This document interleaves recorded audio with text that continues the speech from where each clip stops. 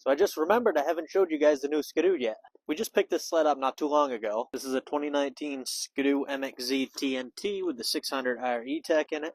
It's the 129 version, so the shorter track.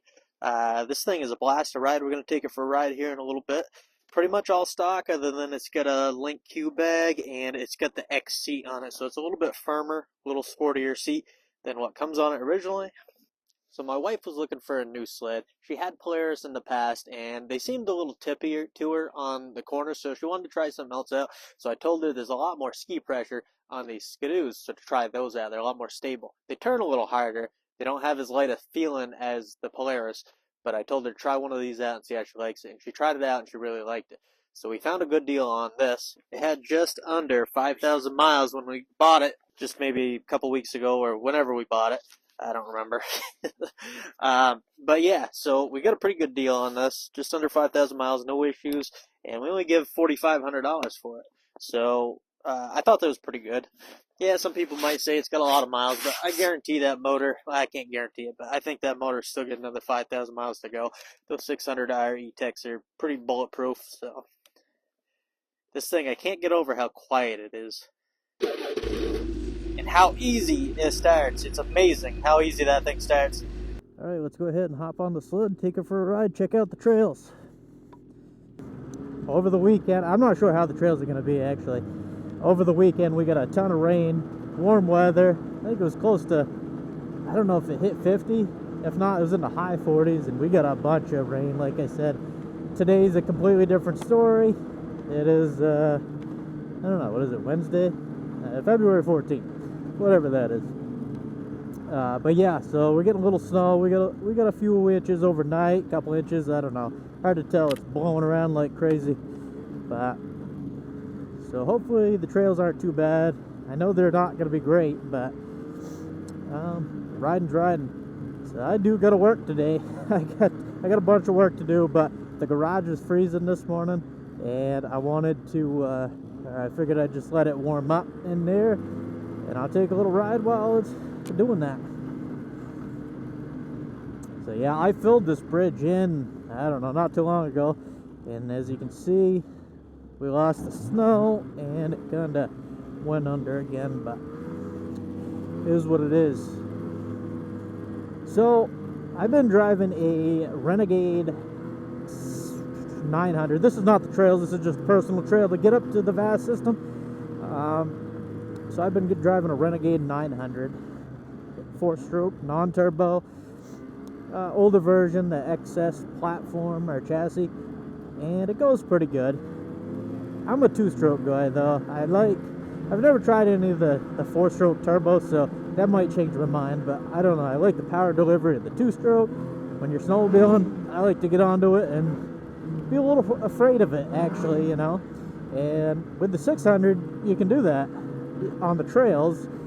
You know, on some of the big long pulls, obviously not. You can hold it to the bar, but you know, through the trails, not really. It's on and off throttle, so it's just what you prefer, I guess. If you want the more predictable feeling, I mean, a 4-stroke is great. Honestly, the 900 Ace and this get about the same fuel mileage, so, which is, it depends on how you ride it, but I haven't had the 600R, so I'm not sure on this one in the, you know, long term, but yeah, see, what happened was everybody was riding the trails when it was so warm. This thing wants to pull because the tracks froze. Doesn't look like it because there's a little fresh powder of snow on top, but it is pulling a little bit. What was I saying? Oh, fuel mileage, yeah. So I don't know. When I filled this up, I got about 17 miles per gallon. I was cruising okay, not beating on it too bad, but I was doing okay on it.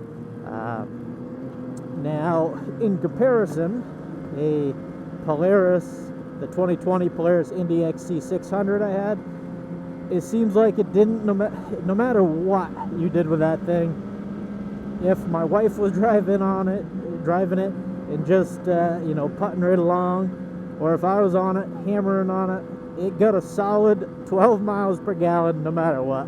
I could not get any more out of that. Maybe 13 once, but that was about it. And I think around 11 is the worst I got, and that was hammering on it pretty good through the trails, through some wide open spots. But this is just different. I mean, if you baby the 600 E-Tech, you get way better fuel mileage. Even when you're getting onto it, it's still not bad, but you're not gonna get, you're not gonna get 20 miles per gallon if you're hammering on this thing full bar all the time. But yeah, trails aren't the best. It's pretty icy underneath. I can feel it. Feel that 129 kicking out. This is studded, but it is very icy underneath. Then you get it's been super cold, so you get a very light powder on top of the ice. But this is probably, well, I already mentioned it once, but this is definitely one of the quietest two-stroke engines I've heard, for sure. That 600 E-Tech, which is nice in a way, but I don't know. I kind of like the bark of, the scream, if you will, of some of the other two-strokes. But fuel efficiency is definitely there on the E-Techs.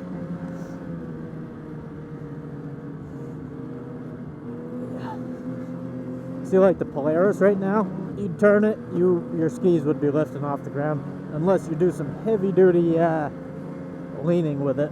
This, you can kind of sit back and let it turn. Obviously, if you want to drive it really aggressive, you got to do some movements. But my wife does not like to drive it aggressive, so I think this is the perfect sled for her.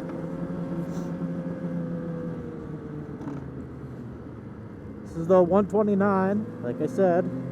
For those of you that don't know, we are cruising Island Pond trails. I'm headed towards like Morgan right now. Technically I am in Morgan, but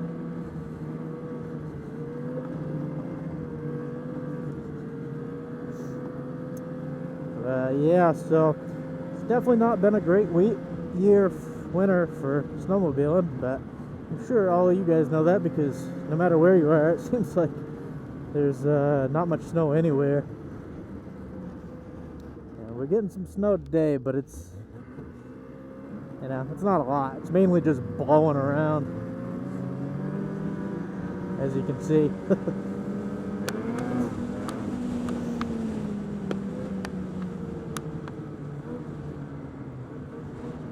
So yeah, I've been eyeballing the cats pretty good. I don't know. Man, it is some windy. It was about 8 degrees this morning, not too long ago, and then like if you looked at the wind chill, it was 8 below with the wind chill. So yeah, it's a little cool out. Surprisingly, this is the first Gen 4 I've actually put miles on. I've test drove some in the past, and they go pretty good, but the first one I actually put some miles on, and it's surprisingly quite warm. I got the hand guards, I got the low windshield, but it's fairly warm compared to what I thought it would be. The Polaris Indy XC was definitely a warm sled, but that had the big high windshield on it. And then the Renegade, the older XS platform I got, actually that's got a windshield like this on it. I had a big touring windshield on it at one time, but took it off.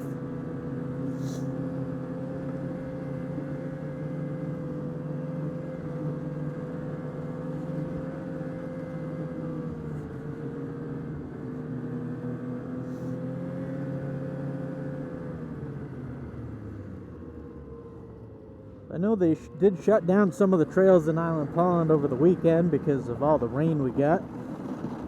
I'm not sure which ones are open, so hopefully I can do a loop here anyways and get back home. These ones, oh yeah, I was talking about the cats. I lose track of what I'm doing here. But yeah, anyways, like I said, very interested in the cats, the new Catalyst chassis. I haven't got to try one out yet. I'm hoping to pretty soon. I don't know if I'm going to order one or not. They're just a lot of money, you know. But pretty much, somebody was asking me if I did order one, would I go with the 129 or the 137? Because I'd go with a ZR, because I'm more of a trail guy myself.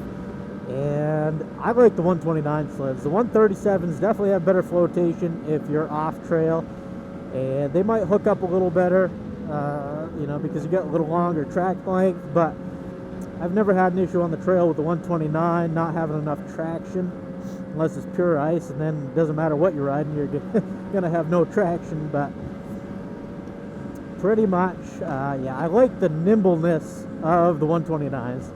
I used to have a, I think it was an 08, 09, one of those years, Ski-doo MXZ 800 with the P-Tech in it, and the 800 P-Tech. And I'll tell you what, that had like the 120, I think they called it, a 120 track. That thing was amazing for cornering. You could corner as fast as you wanted around, you know, the tight, twisty trails, and that thing just, it was amazing. Ever since I put quite a few miles on that sled in the year. Ever since that, I said, yep, short track it is. And then, you know, basically the shortest track you're going to get now is the 129, unless you go with some of the smaller models. But yeah, see, I'm just sliding around the corner here with the track, even though we're studded.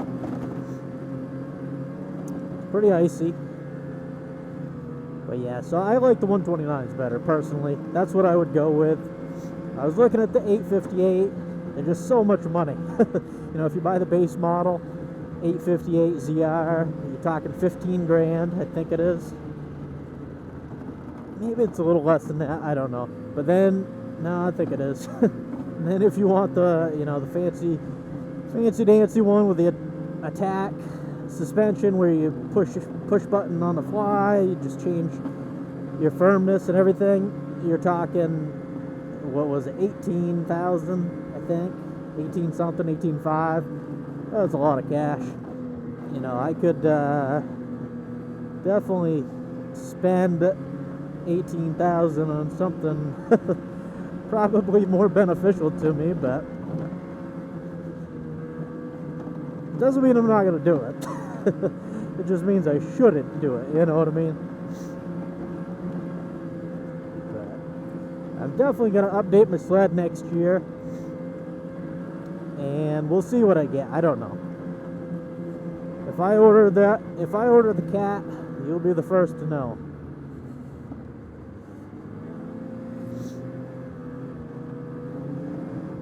Yeah.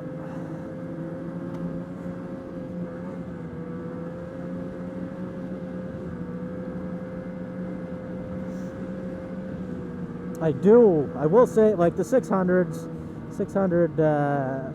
cc machines, they got plenty of power for the trails. You know, I'm not using them right now. Of course, I'm driving laid back. I'm talking to you guys.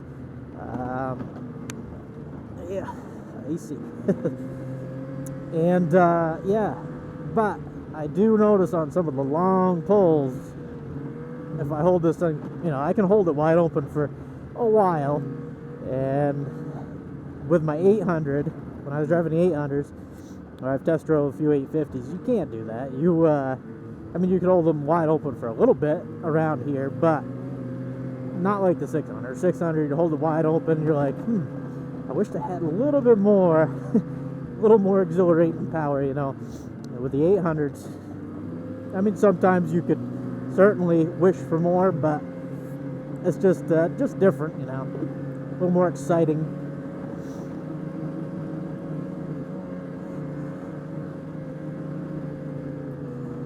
Then you jump up into the 800, 850 class.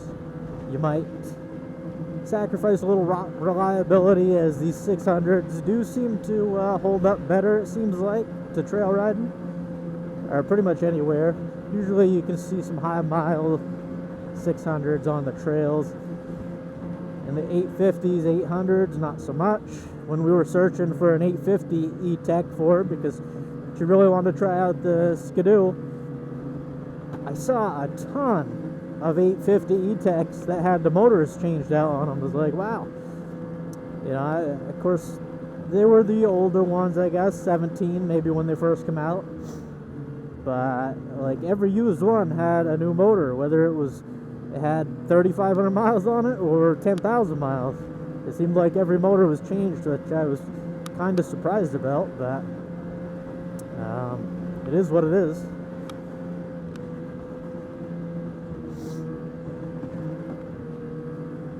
I know I've owned a lot of the 600 E-Techs in the past, not the Rs, but the regular E-Techs before this, the older versions, and I think almost every one I had over 10,000 miles on it, and original engine. So that's why I say I don't think we're gonna have a problem getting 10,000 out of this one, as long as you treat them right, you know. Heck, my 800 P-Tech, everybody said that was like the worst motor there was, and I got 10,000 miles out of that before I sold it, or just about 10,000. So, I don't know.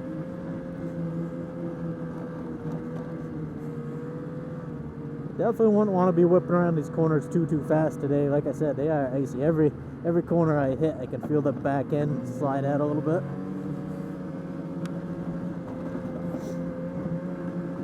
Get up into a little higher elevation, we should be able to run into some more snow, I would hope, but we'll see. I will say, I'm not even talking about the sled too much, the power of it, but I will say the 600i has way more bottom end than any of the 600 E-Techs I've drove before this. So I like that, you know.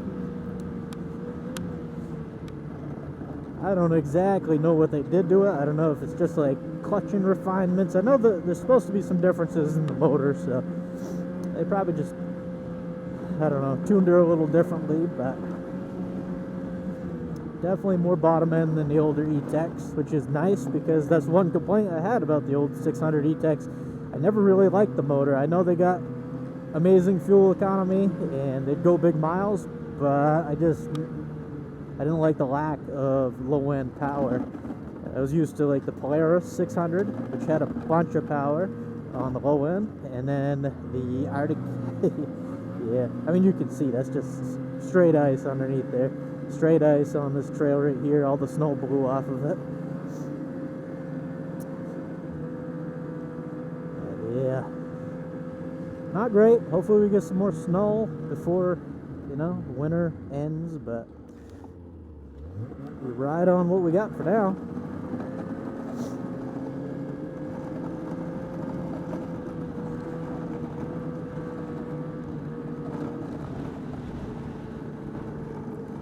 Wind is awful.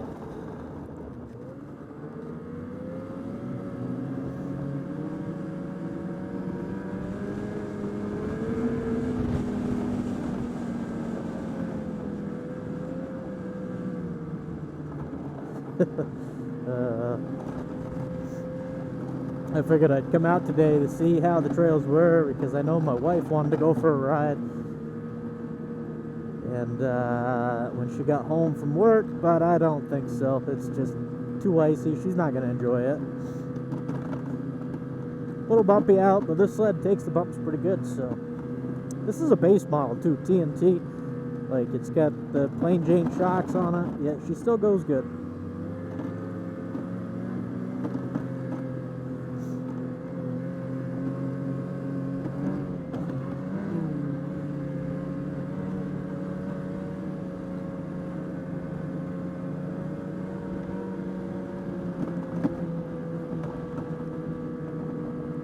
Here's some rocks underneath the snow.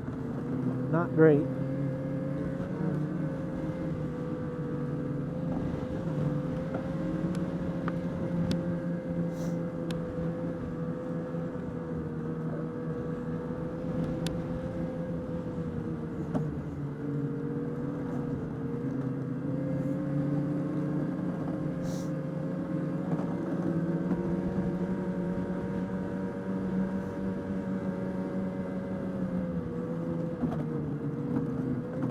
Oh yeah. You can see why there's nobody else out on the trails. Of course, midday, if it was weekend, people would still be out here. Trails are open, so there's always somebody looking to go, no matter what the conditions are.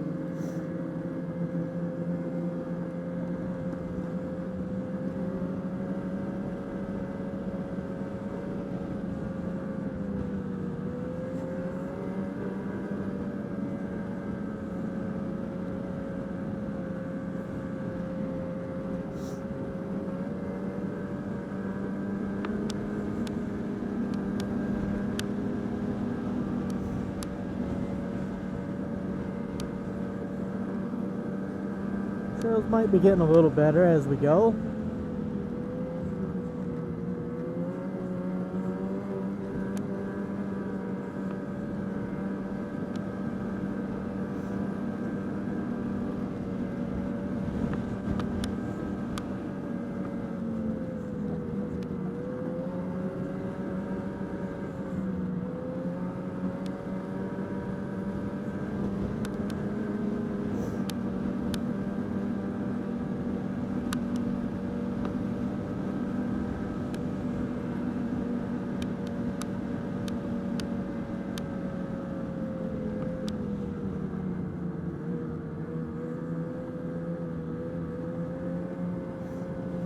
Alright, first intersection. Gotta decide which way I'm headed.